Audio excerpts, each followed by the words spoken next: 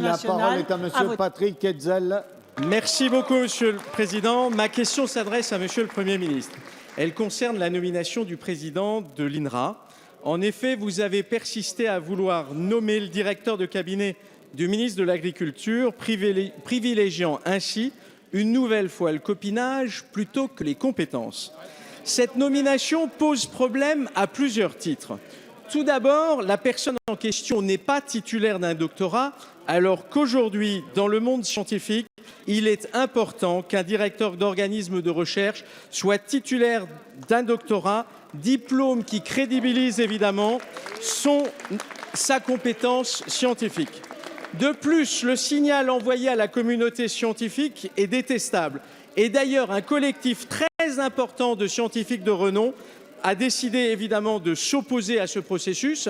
Et ce matin même, le président du conseil scientifique de l'INRA, qui est le président de la prestigieuse université Paris-Descartes, Paris 5, vient de démissionner de sa fonction de président du conseil scientifique.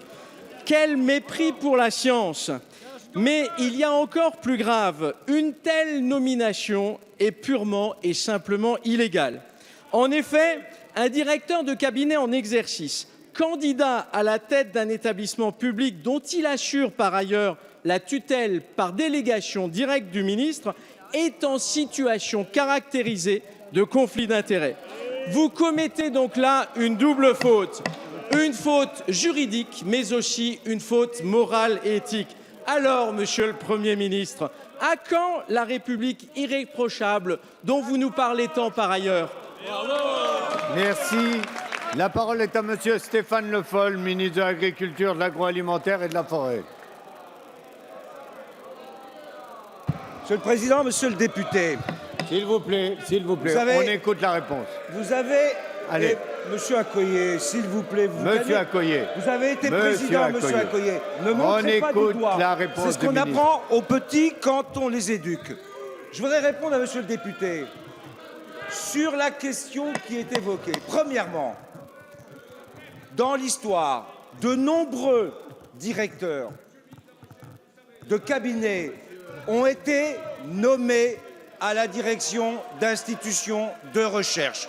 C'est le premier point. Sur la question juridique, il n'y a rien qui justifie l'argument que vous avez évoqué. Un haut fonctionnaire qui a servi pendant 30 ans la fonction publique dans le domaine de l'agriculture a-t-il un conflit d'intérêts à assumer une direction d'un établissement public? C'est faux et c'est un mensonge, c'est un procès que vous faites à un homme qui est totalement injustifié. Deuxièmement, nous avons changé les règles avec la loi Fioraso. Avec la loi Fioraso. Oui, Monsieur Accoyer, vous pouvez montrer du doigt. Ça ne se fait pas, je vous le rappelle. Avec la loi Fioraso, nous avons changé les règles.